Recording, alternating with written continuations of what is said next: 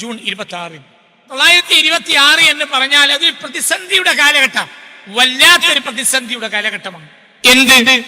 ഒന്ന്, ബ്രിട്ടന്റെ നരനായാട്ട് തന്നെ. എവിടെയെല്ലാം ഇസ്ലാമിക ഇന്തിഹാള ഉണ്ടാകുന്നോ അതെല്ലാം ബ്രിട്ടൻ നശിപ്പിച്ചു. വീടുകളിൽ കയറി ഇറങ്ങി ബ്രിട്ടൻ പട്ടാളക്കാർ നിരങ്ങി. 921 കാലഘട്ടത്തിൽ മലബാറിലും പരിസരത്തും ഉണ്ടായിട്ടുള്ള ഏറ്റവും വലിയ നായാട്ട് പറഞ്ഞാൽ തീരില്ല. ആ ചരിത്രം പഠിക്കാതിരിക്കുന്നത് പോലും നല്ലതാണ്. എന്തുകൊണ്ട്? പഠിച്ചാൽ നമുക്ക് പലതിലും സംശയമൊന്നും. അത്രയും ഭയാനകം. അതിന്റെ ഒരു സന്ദർഭത്തിലാണ്, അതിന്റെ ഒരു ആ ഒഴുക്കിലാണ്, വല്ലാത്ത 921 ഇന്ത്യയിലെ എന്ന് പറയാം ഏറ്റവും ആദ്യത്തെ റേഷൻ, ഇന്ത്യ രാജ്യത്തെ ആദ്യത്തെ റേഷൻ കോഴിക്കോട്ടാണ്. ഇന്ത്യ രാജ്യത്തിന്റെ ചരിത്രത്തിലെ ആദ്യത്തെ റേഷൻ സംവിധാനം കോഴിക്കോട്ടാണ്. എന്താ കാരണം? മുഹമ്മദ് അബ്ദുറഹ്മാൻ സാഹിബ് ദി ഹിന്ദു ദിനപത്രത്തിൽ ഒരു ലേഖനം എഴുതി മലബാറിലെ പട്ടിണിയെ പറ്റി. അപ്പോൾ ദി ഹിന്ദു ദിനപത്രം തന്റെ ബംഗ്ലാവിലിരുന്ന്, അക്കാലത്ത് ലാഹോറിലെ ധനാഢ്യനായിരുന്ന അവിഭക്ത ഇന്ത്യയല്ലേ, ഇന്നത്തെ ഇന്ത്യയല്ല, അവിഭക്ത ഇന്ത്യയാണ്, 926 അവിഭക്ത ഇന്ത്യയിലെ ഒരു ധനാഢ്യനായിരുന്നു അബ്ദുൽ ഖാദർ ഖസൂലി. അദ്ദേഹം തന്റെ ബംഗ്ലാവിലിരുന്ന് രാവിലെ പത്രം വന്നു, വായിച്ചപ്പോൾ മുഹമ്മദ് അബ്ദുറഹ്മാൻ സാഹിബിന്റെ ഒരു ലേഖനമുണ്ട് ആ പത്രത്തിൽ. അത് വായിച്ചപ്പോൾ അദ്ദേഹത്തിന് മനസ്സലിഞ്ഞു. അദ്ദേഹം സൂട്ട് കേസ് നിറയെ പണം കെട്ടി, എന്നിട്ട് നേരെ പൗണ്ട് അങ്ങോട്ട് കെട്ടിയിട്ട് അദ്ദേഹം നേരെ തീവണ്ടി കയറി കോഴിക്കോട് വന്ന് അദ്ദേഹം മുഹമ്മദ് അബ്ദുറഹ്മാൻ സാഹിബിനെ തേടി പിടിച്ചു. എന്നിട്ട് പരിഹാരമായി അദ്ദേഹം റേഷൻ സംവിധാനം ഏർപ്പെടുത്തി. പറ്റ ദരിദ്രരായ 600 കുടുംബങ്ങൾക്കാണ് ഇന്ത്യയുടെ ചരിത്രത്തിൽ ആദ്യമായി അബ്ദുൽ ഖാദർ ഖസൂലി കോഴിക്കോട്ട് റേഷൻ ഏർപ്പെടുത്തിയത്. പിന്നെ സാധുക്കളായ കുട്ടികളെ പരിചരിക്കാൻ വേണ്ടി അഡ്മിറ്റ് ചെയ്ത് വിദ്യാഭ്യാസവും ഭക്ഷണവും അവർക്ക് കൊടുക്കുക എന്ന നിലയിൽ ഒരു യതീംഖാന ഉണ്ടാക്കാൻ വേണ്ടിയും അവർ ഇറങ്ങി. സമസ്തയുണ്ടാകുന്ന ഭൗതിക സാഹചര്യത്തെ ഓർമ്മപ്പെടുത്തുക. അങ്ങനെ സാമൂതിരിയുടെ കയ്യിലാണ് ഏറ്റവും കൂടുതൽ ഭൂമിയുള്ളത്. സാമൂതിരിന്റെ അടുത്ത് പോകും, ഭൂമി വേണം എന്ന് പറഞ്ഞു. ആവശ്യപ്പെട്ട ഭൂമി നിങ്ങൾ തിരഞ്ഞെടുത്തോളൂ, വില ഞാൻ പറയാം. അങ്ങനെ ഇവർ ഭൂമി കണ്ടെത്തി സാമൂതിരി എടുത്തു. സാമൂതിരി വില വേണ്ട, ഒരു ധർമ്മസ്ഥാപനമല്ലേ, മുസ്ലിമീങ്ങൾ വളരെ കഷ്ടപ്പെട്ട സമയമാണ്, ഒരു ധർമ്മസ്ഥാപനമല്ലേ, നിങ്ങൾ എടുത്തോളൂ. അപ്പോൾ അബ്ദുൽ ഖാദർ ഖസൂലി പറഞ്ഞു വേണ്ട, പണം വേണം. കാരണം പിൽക്കാലഘട്ടത്തിൽ ആരെങ്കിലും എന്തെങ്കിലും ഉന്നയിക്കും, പണം വേണം, പണം തിന്നിട്ട് ഭൂമി വേണ്ടു. അപ്പോൾ സാമൂതിരി രാജാവ് പറഞ്ഞു പണം വേണ്ട. ഇവർ നിർബന്ധിച്ചു പണം വേണം. ഉടമക്കാരൻ പറയാ പണം വേണ്ട. വിലക്ക് വാങ്ങുന്നവർ പറയാ പണം തരും. ഉടമക്കാരൻ പിന്നെ പറയാ 100 ഏക്കർ വിശാലമാണ്, 100 ഏക്കർ തരാം, പണം വേണ്ട, അല്ല പണം തന്നിരിക്കും. തർക്കിച്ചു. അവസാനം രാജാവ് പറഞ്ഞു പണം വേണം, പണം തന്നേ വാങ്ങാവൂ. ഭൂമിയുടെ വില നിശ്ചയിക്കാൻ ഉടമക്കാരനാണല്ലോ അധികാരം. നിങ്ങൾ 1 രൂപ തന്നേളൂ. 1 റുപ്യക്ക് അനവധി ഏക്കർ കൊടുത്തു. അതിലാണ് ആദ്യത്തെ യതീംഖാന ഉണ്ടായത്. അതാണ് ജംഇയ്യത്തെ ദഅവത്തെ വ തബ്ലീഗ് ഇസ്ലാം എന്ന JDT. ആദ്യത്തെ യതീംഖാന, ആദ്യത്തെ സാമൂഹിക മതസ്ഥാപനം. ഇതൊക്കെ അതിൻ്റെ മുമ്പ് കേരളത്തിൽ ഒരു സ്ഥാപനമുണ്ട് എന്ന് പറയാവുന്നത് പൊന്നാനി മഅൂനത്താണ്. പൊന്നാനി മഅൂനത്തിൻ്റെ വർഷം 1901. ഇത് 1921. 1901 ആ ഭൗതിക സാഹചര്യം ഇല്ല. പിന്നെയാണ് ഈ പ്രയാസകരമായ സാഹചര്യം വന്നത്. അങ്ങനെ 1921 വല്ലാത്ത ഒരു സാഹചര്യമായിരുന്നു ഉണ്ടായിരുന്നത്. മനുഷ്യന്മാരുടെ കയ്യിൽ പണമില്ല, ദർസ് നടത്താൻ ആളില്ല, ഉമറാക്കളെ മുഴുവനും കയറ്റിവിട്ടു. നമ്മൾ പല നാടുകളിൽ പോയാൽ, ഉദാഹരണം പറയാം, അന്തമാനിൽ പോയാൽ മഞ്ചേരി, അരീക്കോട്, കൊണ്ടോട്ടി, പാണ്ടിക്കാട്, ഇതൊക്കെയുള്ള സ്ഥലങ്ങൾ അന്തമാനിൽ കാണും. ഞാൻ പോയിട്ടുണ്ട്. അന്തമാനിലെ മഞ്ചേരിയിലൊക്കെ ഞാൻ പ്രസംഗിച്ചിട്ടുണ്ട്. എന്താ മഞ്ചേരി? അവിടേക്കുള്ള മഞ്ചേരിയിലെ നല്ല ഉമറാക്കളെ ബ്രിട്ടീഷുകാരെ അങ്ങോട്ട് കയറ്റിവിട്ടു. അപ്പോൾ അവരെ ആ നാടിന് മഞ്ചേരിയിൽ പേരിട്ടു. അങ്ങനെ അരീക്കോടിന് പേരിട്ടു, കൊണ്ടോട്ടിന് പേരിട്ടു, പാണ്ടിക്കാടിന് പേരിട്ടു. നല്ല നല്ല ഉമറാക്കളെയൊക്കെ കയറ്റിവിട്ടു. മുസ്ലിമീങ്ങൾ വളരെ പ്രയാസകരമായ ഒരു സാഹചര്യമായിരുന്നു. ആ സാഹചര്യത്തെ വഹാബികൾ മുതലെടുത്തു. വഹാബികൾ ആദ്യം അനൈക്യത്തിന് വേണ്ടി ഐക്യസംഘം എന്നൊരു പ്രസ്ഥാനവുമായി വന്നു. എന്തായിരുന്നു അവരുടെ താല്പര്യം? നിരാക്ഷേപം നടന്നുകൊണ്ടിരുന്ന നമ്മുടെ നന്മകളെ ഇല്ലാതെയാക്കുകയും നമ്മുടെ പഴയ ഹക്കായ ട്രഡീഷണൽ ഇസ്ലാമിക് രീതികളെ തകർക്കുകയും ചെയ്യുക എന്നതായിരുന്നു വഹാബികളുടെ ലക്ഷ്യം. മാധ്യമ കുറെ ആളുകളൊക്കെ അതിൽ ആകൃഷ്ടരായി. അതിങ്ങനെ അങ്ങനെയാണല്ലോ, കുല്ലു ജദീദിൻ ലദീദ് എന്നാണല്ലോ, പുതിയത് വന്നാൽ ജനങ്ങൾക്കൊരു കൗതുകം ഉണ്ടാവുമല്ലോ. അപ്പൊ അതിന്റെ പിന്നാലെ ആളുകൾ ഒഴുകുന്നത് കണ്ടപ്പോൾ അക്കാലത്തെ ഒരു എണ്ണം പറഞ്ഞ ആളായിരുന്നു ബഹുമാനപ്പെട്ട പാങ്ങിൽ അഹമ്മദ് കുട്ടി മുസ്ലിയാർ. അല്ലാഹു തആല ബഹുമാനപ്പെട്ടവർക്ക് മഗ്ഫിറത്ത് നൽകട്ടെ. ഒരു നിലക്ക് പറഞ്ഞാൽ 54 വയസ്സ്, 60ാമത്തെ വയസ്സിലാണ് മരിക്കണത്. ഷാഫി ഇമാമിനെ പറ്റി പറഞ്ഞതുപോലെ 54 വയസ്സേ ശരിക്ക് ബഹുമാനപ്പെട്ട പാങ്ങക്കാരന്റെ ജീവിതമുള്ളൂ. പിന്നെ രോഗിയായി വീട്ടിലാണ്. 60ാമത്തെ വയസ്സിൽ മരിച്ചു ബഹുമാനപ്പെട്ട പാങ്ങിൽ അഹമ്മദ് കുട്ടി മുസ്ലിയാർ. നഫറല്ലാഹു മർക്കദ് പറയും, ധരിക്കല്ലേ, അള്ളാഹു ഒരു ദറജയേറ്റി കൊടുക്കട്ടെ. ഒരു വലിയ ആളാണ്. വലിയ ആളെന്ന് പറഞ്ഞാൽ ഒരു ഭാഷക്കൊന്നും അങ്ങോട്ട് യോജിക്കൂല. ഞാൻ താനൂര് ഒരിക്കലും 4-5 കൊല്ലം മുമ്പ് പാങ്ങിൽ അഹമ്മദ് കുട്ടി മുസ്ലിയാരെ പറ്റി ഒരു പ്രസംഗം നടത്താൻ വേണ്ടിയിട്ട് അവരെന്നോട് പറഞ്ഞു, അദ്ദേഹത്തിന്റെ ഓട്ടോബയോഗ്രഫി പഠിച്ചു പറയാൻ വേണ്ടി പോകും. അങ്ങനെ ഞാൻ പഠിച്ചപ്പോൾ അതങ്ങോട്ട് ഒതുങ്ങിയില്ല. അതായത് ഒതുങ്ങി കിട്ടുന്നില്ല. ഒരേ സമയത്ത് കോൺഗ്രസിനെ പഠിക്കണം, അതേ സമയത്ത് സുന്നത്യമായത്ത് പഠിക്കണം, അപ്പോൾ തന്നെ സമസ്ത പഠിക്കണം, അപ്പോൾ തന്നെ മലബാർ സാഹചര്യം പഠിക്കണം, അപ്പോൾ തന്നെ നിറഞ്ഞ കർഷകനാണ്. ഇങ്ങനെ ഒരുപാട് കാര്യങ്ങൾ കെട്ടിപ്പിണഞ്ഞു നിൽക്കുന്ന ഒരു ജീവിതമാണ് പാങ്ങക്കാരന്റെ ജീവിതം. അതായത് ഒരു മനുഷ്യന്റെ ഒരു ജീവിതം എത്രയല്ലേ, അതൊക്കെ എളുപ്പത്തിൽ പഠിച്ചു പറയാമല്ലോ എന്ന് വിചാരിച്ചു. തിരക്കുള്ള ഒരു സമയമായതുകൊണ്ട് ഞാൻ ആ ചരിത്രം പ്രസംഗിക്കുന്നതിന് 2 ദിവസം മുമ്പ് നോക്കാം എന്ന് വിചാരിച്ചു. അങ്ങനെ പ്രസംഗിക്കുന്നതിന് 2-4 ദിവസം മുമ്പ് അത് നോക്കാൻ തുടങ്ങി. പക്ഷെ എൻ്റെ നാവിനത് ഒത്തില്ല. കാരണം പഠിച്ചു നോക്കുമ്പോൾ ഒരുപാട് ഏരിയകൾ പഠിക്കണം. കേവലം ഒരു ആലിമിന്റെ ജീവിതമല്ല പാങ്ങക്കാരന്റെ ജീവിതം. അള്ളാഹു ബഹുമാനപ്പെട്ടവർക്ക് മഗ്ഫിറത്ത് നൽകട്ടെ. അങ്ങനെ ഞാൻ താനൂർക്കാർ എന്നോട് വിളിച്ചപ്പോൾ പറഞ്ഞു, എനിക്കാ ജീവിത ചരിത്രം കണ്ട് ഒതുങ്ങി കിട്ടിയിട്ടില്ല. അപ്പൊ അവര് പറഞ്ഞു, ഞങ്ങൾ നോട്ടീസ് അടിച്ചല്ലോ. നോട്ടീസ് അടിച്ചാലും എനിക്ക് എന്തിനും ഒന്നും പറയാൻ പറ്റില്ലല്ലോ, പഠിക്കണ്ടേ. എനിക്ക് പഠിച്ചിട്ട് ഒതുങ്ങണില്ല, കുറച്ച് പണിയാ അത് പഠിക്കാൻ. ഞാൻ പിന്നെ ഒരിക്കൽ വന്ന് പറയാം. അപ്പോൾ അവർ പറഞ്ഞു, ആയിക്കോട്ടെ, നിങ്ങൾ പഠിച്ചിട്ട് എനിക്ക് ഒതുങ്ങിയിട്ടില്ല എന്നാണ് പറഞ്ഞാൽ എന്നാലും നിങ്ങൾ വരണം എന്ന് പറയണം. അങ്ങനെ ഞാൻ താനൂർ ഇസ്ലാഹിന്റെ കീഴിൽ അവരൊരു സമ്മേളനം സംഘടിപ്പിച്ചു. ആ സമ്മേളനത്തിൽ ഞാനൊരു 1/2-3/4 മണിക്കൂർ പ്രസംഗിച്ചു. അതിൽ ആദ്യം മുതൽ അവസാനം വരെ പ്രസംഗിച്ചത് എനിക്ക് അദ്ദേഹത്തിന്റെ ജീവിതം ഒതുങ്ങിയിട്ടില്ല, എനിക്കത് പഠിക്കാൻ കഴിഞ്ഞിട്ടില്ല എന്ന് ഞാൻ ഈ 3/4 മണിക്കൂറും പറഞ്ഞു. അല്ലാതെ നിർവാഹമല്ല.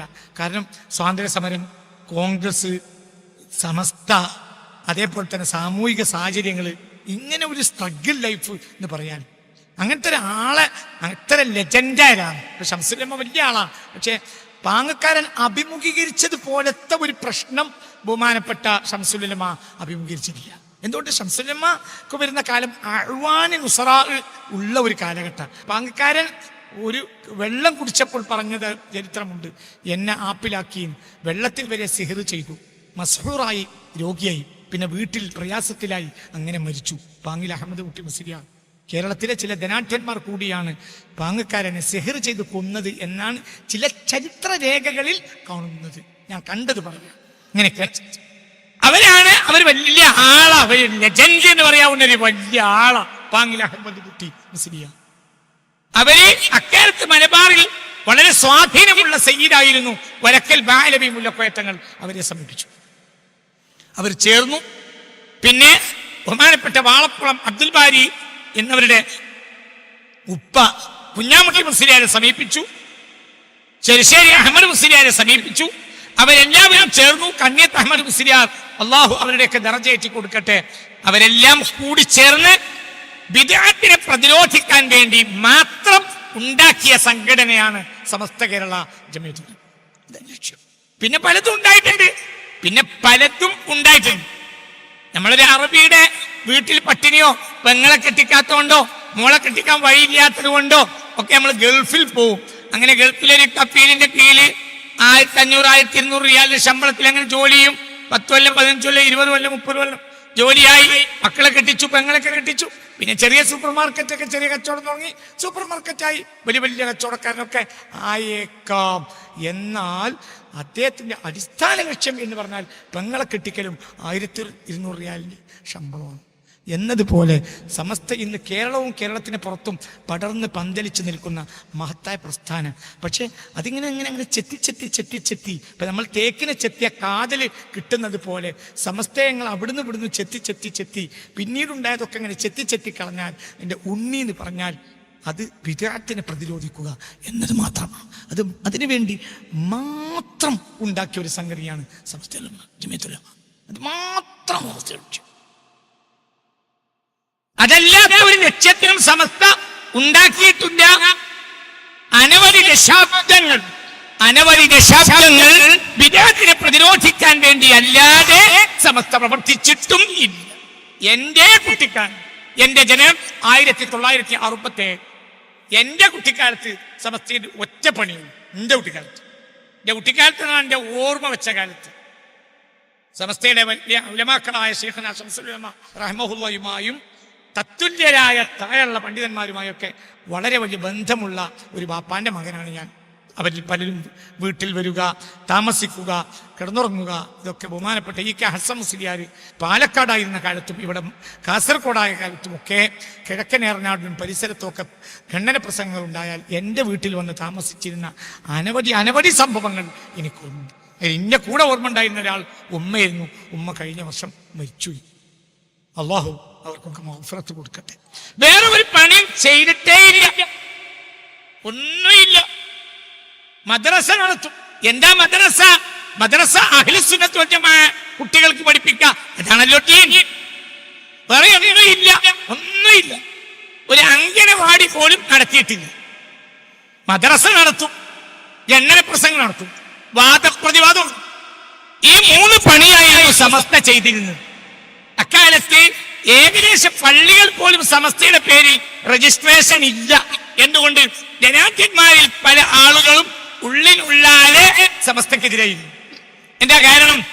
ആ കൂട്ടത്തിലും കുടുംബത്തിലൊക്കെ ചില വലിയ ധനാഢ്യന്മാരും ഭൗതിക വിദ്യാഭ്യാസമുള്ള ആളുകളും ഒക്കെ ഒരു നിലക്കിങ്ങനെ ചാഞ്ഞു നിൽക്കും സമസ്തക്കെതിരായി.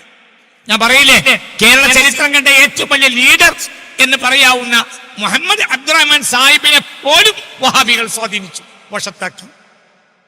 അവസാന കാലഘട്ടത്തിൽ അദ്ദേഹത്തിന് കളികളൊക്കെ മനസ്സിലായെങ്കിലും ആ കളിയിലൊന്നും വല്ലാതെ ഊരിപ്പോരാൻ മുഹമ്മദ് അബ്ദുറഹ്മാൻ സാഹിബിനും കഴിഞ്ഞില്ല.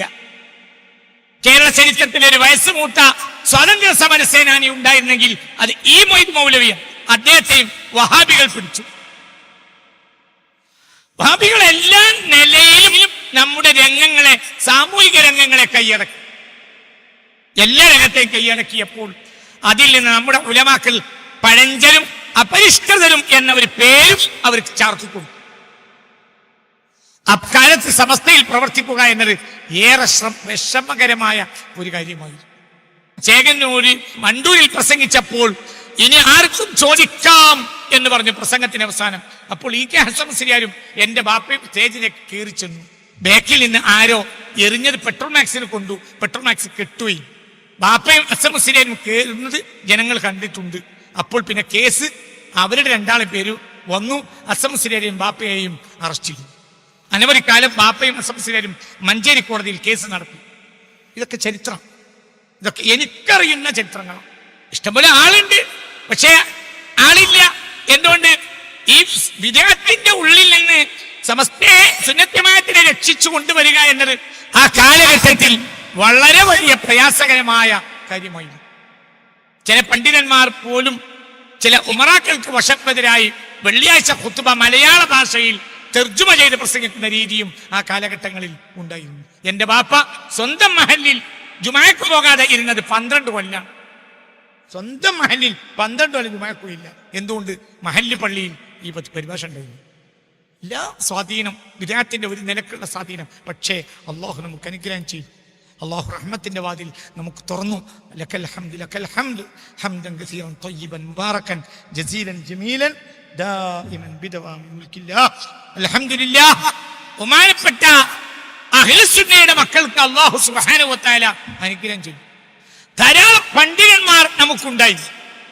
വലിയ വലിയ വാണിയമ്പലം അബ്ദുറഹ്മാൻ മുസ്ലിയാർ, ബഹുമാനപ്പെട്ട E.K. ഹസൻ മുസ്ലിയാർ, ചേറൂർ ബഷീർ മുസ്ലിയാർ നെഞ്ചിലാണോ കൈ കെട്ടേണ്ടത് അതല്ല നെഞ്ചിന് താഴെയാണോ കൈകെട്ടേണ്ടത് എന്ന കാര്യത്തിൽ ഫിസിക്കൽ ആയിട്ട് ഒരു ബോഡിയുടെ കൃത്യമായ ഷേപ്പ് ഇങ്ങനെ അരീക്കോട് എന്ന് പറഞ്ഞാൽ വിദാത്ത് വളരെ സ്വാധീനിച്ച ഒരു അങ്ങാടിയാണ് മലപ്പുറത്തെ അരീക്കോട് അങ്ങാടിയിൽ ഒരു ക്ലാസ് നടത്തിയപ്പോൾ അഭ്യസ്തവിദ്യരായ മാഷുമാരടക്കം ശരിയാണ്, നെഞ്ചിന്റെ മുകളിലല്ല കൈകെട്ടേണ്ടത്, നെഞ്ചിന്റെ താഴെയാണ് എന്നത് ഫിസിക്കലായി വരച്ച് കാണിച്ചത് ദൃക്സാക്ഷിയായ ഒരു മാഷ് ഒരിക്കൽ എന്നോട് പറഞ്ഞിട്ടുണ്ട്. അങ്ങനെയുള്ള വലിയ വലിയ ആളുകൾ നമുക്കുണ്ടായി. നാട്ടിക മൂസ മുസ്ലിയാർ, അല്ലാഹു അവർക്ക് മഗ്ഫിറത്ത് നൽകട്ടെ, മർഹമത്ത് നൽകട്ടെ. അള്ളാഹുവിന്റെ ഫിർദൗസിന്റെ വാതിൽ അല്ലാഹു തആല തുറന്നു കൊടുക്കട്ടെ. ഞാൻ നീട്ടുന്നില്ല. അങ്ങനെ രാവും പകലും കാളപ്പൂട്ടി എടുത്തതാണ് ഇന്ന് ഈ കാണുന്ന പണ്ഡിത വെളിച്ചം. ഇത് വെറുതെ ഉണ്ടായതാണെന്ന് ആരും വിചാരിക്കണ്ട. ഇതിന്റെ പിന്നിൽ ചോര തുപ്പി മരിച്ചുപോയ മനുഷ്യന്മാരുണ്ടായിട്ട് രാവും പകൽ കഷ്ടപ്പെട്ടത്. വിദേഹത്തിന് അവർ തകർത്ത് തരിപ്പണം. അവരുടെ മുന്നിൽ എണീറ്റ് നിൽക്കാൻ കഴിഞ്ഞില്ല വിരാറ്റ് കക്ഷികൾ. ആ നിലയിൽ തകർത്തു. എടുത്തു പറയേണ്ട ഒരാൾ കടകടക്ക ഭാഷയിൽ, മലയാളത്തിന്റെ മനോഹരമായ സാഹിത്യ ഭാഷയിൽ സംസാരിക്കുന്ന ഒരാൾ ഓച്ചിറയിൽ നിന്ന് വന്നു, തെക്കുന്ന് വന്നു. ബഹുമാനപ്പെട്ട പതി അബ്ദുൽ ഖാദർ മുസ്ലിയാർ, അല്ലാഹു തആല അവരുടെ ദർജ ഏറ്റി കൊടുക്കട്ടെ. ഇടക്കാലത്ത് മരിച്ചുപോയ റഷീദുദ്ദീൻ മൂസ മുസ്ലിയാർ, ഇങ്ങനെയൊക്കെയുള്ള ആളുകൾ വന്നു. അവരൊക്കെ വലിയ സേവനം ചെയ്തു. അവരൊന്നും ഒന്നിനെയും കണക്കാക്കിയില്ല. തൊഴിയൂർ കുഞ്ഞു മുഹമ്മദ് മുസ്ലിയാർ ഒരിക്കൽ സംസാരം മധ്യേ കരഞ്ഞു. അക്കാലത്തെ ആലിമീങ്ങളെ സേവനങ്ങൾ എന്ന് പറഞ്ഞുകൊണ്ട് ഞാനും തൊഴിയൂർ ഉസ്താദിന്റെ അടുത്ത് ഇരിക്കുമ്പോൾ അദ്ദേഹം പറഞ്ഞ് സാത്വികനായ പണ്ഡിതനായിരുന്നു തൊഴിയൂർ കുഞ്ഞു മുഹമ്മദ് മുസ്ലിയാർ. അദ്ദേഹം കരിഞ്ഞു. എന്താ കരയാൻ കാരണം? തൃശ്ശൂര് അടുത്തെവിടെയോ ഒരു പള്ളി തർക്കമുണ്ടായി. പള്ളിയിൽ മലയാളത്തിലാണോ വെള്ളിയാഴ്ച പ്രസംഗം നടത്തേണ്ടത്, മിമ്പർമ കയറി, അതല്ല അറബി ഖുതുബയാണോ വേണ്ടത് എന്ന കാര്യത്തിൽ തർക്കമുണ്ടായി. അപ്പോൾ കോടതി പിരിയുന്നതിന് മുമ്പ് നിങ്ങൾ ഒരു ആലിമിനെ കൊണ്ടുവരൂ, പ്രോസിക്യൂട്ട് ചെയ്യേണ്ടതുണ്ട് എന്ന് ജഡ്ജി അറിയിച്ചു. അപ്പോൾ ഇവരെന്ത് ചെയ്തു? ഒരാൾ പെട്ടെന്ന് തൃശ്ശൂരിൽ നിന്ന് പാലക്കാട്ടേക്ക് പോയി. അങ്ങനെ പാലക്കാട്ടേക്ക് പോയി അസമുസ്ലിനെ, പാലക്കാടാ ദർസ്, പാലക്കാട് നിന്ന് അസമുസ്ലിനെ വിളിച്ചു കൊണ്ടുവന്നു. അസമുസ്ലിനെ കോടതി പിരിയുന്നതിന് മുമ്പ് തൃശ്ശൂരെത്താം. ഇന്നത്തെ സ്പീഡുള്ള ബസ്സൊന്നും അല്ലല്ലോ. കോടതി പിരിയുന്നതിന് മുമ്പ് തൃശ്ശൂർ കോടതിയിലെത്തണം എന്ന് പറഞ്ഞപ്പോൾ കിട്ടിയ ഒരു കുപ്പായം ഇട്ട് ഓടി വന്നു. എന്നിട്ട് കോടതിയിൽ ഹാജരായി കിതാബ് വായിച്ച് കാര്യം സമർത്ഥിച്ചു. ജഡ്ജിക്ക് ബോധ്യപ്പെട്ടു. അറബി ഖുതുബ തന്നെ ഓടാൻ ജഡ്ജി തീരുമാനിച്ചു. വിധി പ്രസ്താവം വന്നു. കാര്യങ്ങളൊക്കെ ഭംഗിയായി. എല്ലാം കഴിഞ്ഞ് കോടതി കഴിഞ്ഞപ്പോൾ ആ നാട്ടുകാരിങ്ങനെ കൊണ്ടുവന്നിട്ട് അസമുസിനെ ബസ് കയറ്റി വിട്ടപ്പോൾ ഒരു 10 റുപ്യ പോക്കറ്റിൽ ഇട്ട് കൊടുക്കാൻ അവർക്ക് മറന്നുപോയി. കാരണം അത്ര സംഭവബഹുലമായ കാര്യങ്ങളെല്ലാം നടന്ന്. അസമുസിനാകട്ടെ അപ്പോൾ അയലിൽ കണ്ട ഒരു കുപ്പായിട്ട് ഓടിയതാ. ഈ കുപ്പായത്തിൽ പൈസ ഇല്ല എന്ന കാര്യം പോലും അപ്പോൾ അസമുസിനൊക്കെ അറിയില്ല. ഇതിനോട് തൊഴിയൂര് കുഞ്ഞു മുഹമ്മദ് മുസ്ലിയാർ ഒരു സംഘം ആളുകൾക്ക് മധ്യേ വെച്ച് പറഞ്ഞ ഒരു യാഥാർത്ഥ്യം. പോക്കറ്റിൽ പൈസ ഉണ്ടോന്ന് അസമുലിക്കപ്പം അറിയില്ല. ബസ് കയറി KSRTC തൃശ്ശൂർ പാലക്കാട് KSRTC കയറി. ഇവർ കയറ്റി വിട്ടു. ഇവർ 10 റുപ്യ കൊടുത്തില്ല. അസമസി പോക്കറ്റ് കഴിഞ്ഞിട്ട് പൈസ. KSRTC കണ്ടക്ടർമാരെ അക്കാലത്ത് മൂല്യമാരെ കളിയാക്കും. ഇപ്പൊ കളിയാക്കും. മൂല്യമാരാണല്ലോ, ഒന്നും അറിയാത്ത ആളുകളാണ്. അപ്പോ അസംസിനെ വർഷവാനെ റബ്ബേ ചിന്ന മാനം കെടുത്തല്ലേ. അപ്പോൾ ബാക്കിൽ നിന്ന് ഒരാൾ വിളിച്ചു അസംസിനെ, ഇവിടെ സീറ്റ് ഇങ്ങോട്ട് വരും. അങ്ങനെ അസംസിനെ അങ്ങോട്ട് അവിടെ പോയി അയാൾ സീറ്റ് കൊടുത്തു. മറ്റേ ആൾ ചാരി നിന്നു. കണ്ടക്ടർ വന്നപ്പോൾ അസംസിനെ പോക്കറ്റിൽ കൈയിട്ടു. അപ്പോ അയാൾ കൈ ഇങ്ങനെ തടഞ്ഞില്ല. ഇത് പറഞ്ഞ് തൊഴിയൂര് കഴിഞ്ഞു. എന്തുകൊണ്ട്? അവർക്കൊരു ലക്ഷ്യം. എൻ്റെ നാട്ടിലെ ഖുതുബ ഭാഷ തീർക്കാൻ വേണ്ടിയാണ് അസംസിലൊക്കെ. അത് കഴിഞ്ഞ് പിന്നെ വല്ലാതെ നേരം വൈകാതെ ആശുപത്രിയിൽ അഡ്മിറ്റായി. പിന്നെ ബ്ലഡ് ക്യാൻസർ പിടിച്ച് മരിച്ചു. അല്ലാഹു തആല മഗ്ഫിറത്ത് കൊടുക്കട്ടെ. ഞാൻ അസംസിലെ അങ്ങനെ പറയാൻ കാരണം എൻ്റെ ജീവിതത്തിലെ ഏറ്റവും വലിയ കഴിവായി കാട്ടി അസംസിലാണ്. അദ്ദേഹം എൻ്റെ എന്താ വാപ്പാൻ സ്ഥാനത്തുള്ള ഒരാളുമാണ്. ഞാൻ വീട്ടിൽ ഇടക്കിടക്ക് വരും. അപ്പോൾ വലിയ ബന്ധമാണ്. അദ്ദേഹത്തെ പോലെ ഞാൻ പഠിച്ച് ഉൾക്കൊണ്ട ഒരാൾ ഇല്ലയെന്ന് വേണമെങ്കിൽ, ഉലമാന്റെ ലോകത്ത് ഇല്ലയെന്ന് വേണമെങ്കിൽ പറയാം. അത് വലിയൊരു മുഖ്ലിസാണ്, വല്ലാത്ത മുഖ്ലിസാണ്. പകല് മുഴുവൻ ദർശനത്തും രാത്രിയായ വാഴുന്നു. എന്നിട്ട് ഏതെങ്കിലും വൈക്കോൽ ലോറിക്ക് വന്നിട്ട് വീണ്ടും നേരമത്തെ ദർശനത്തും. ഇതൊക്കെയായിരുന്നു അവരുടെ കൃഷി. സുന്നത്ത് നിസ്കരിക്കാൻ കഴിയില്ല ക്ഷീണം കൊണ്ട്, അപ്പോൾ നേർച്ചയാക്കും എന്ന് ബാപ്പയോട് പറഞ്ഞത്. ബാപ്പ എന്നോട് പറഞ്ഞു അസംസിലെ റവാത്തിബ് നേർച്ചയാക്കും. എന്തുകൊണ്ട് റവാത്തിബ് നേർച്ചയാക്കണത്? തടി സമ്മതിക്കൂല സുന്നത്ത് നിസ്കരിക്കാൻ. എന്തുകൊണ്ട്? ക്ഷീണം. രാത്രി അധ്വാനം, പകലധ്വാനം, പിന്നെ നേർച്ചയാക്കി പിന്നെ നിർബന്ധം. ഇങ്ങനെയാണ് ഞാൻ സുന്നത്ത് നിസ്കരിച്ചിരുന്നത് എന്ന് അസംസിലെ എന്നോട് പലവട്ടം പറഞ്ഞിട്ടുണ്ടടാന്ന് എന്റെ വാപ്പ എന്നോട് പലവട്ടം പറഞ്ഞു. അങ്ങനത്തെ മുഖ്ലിസീങ്ങൾ വളർത്തിക്കൊണ്ടുവന്ന ബഹുമാനപ്പെട്ട സമസ്ത കേരളത്തുലമ എന്നെ മനസ്സിലാക്കും. ലക്ഷ്യം അഹ്ലുസുന്ന മാത്രമാണ്. പിന്നെ അതിനുണ്ടാകുന്ന പിടിപ്പും തിങ്ങളൊക്കെ നല്ലതാണ്. ചോറുണ്ടെങ്കിൽ എരിശ്ശേരി, പുളിശ്ശേരി, പപ്പടം ഇതൊക്കെ വളരെ നല്ലതാണ്. അതേസമയത്ത് ചോറില്ലെങ്കിൽ പിന്നെ എരിശ്ശേരി പുളിശ്ശേരിയും കൊണ്ടുവച്ചാൽ കളിയാക്കാന്നാണ് പേര്. സമസ്തയുടെ ചോറ് എന്ന് പറഞ്ഞാൽ അഹ്ലുസുന്നത്തുൽ ജമാഅത്താണ്. ബാക്കിയൊക്കെ എരിശ്ശേരി, പുളിശ്ശേരി അത്ര ഉണ്ടായാൽ അൽഹംദുലില്ലാഹ്, ഉണ്ടായിട്ടില്ലെങ്കിലും അല്ല.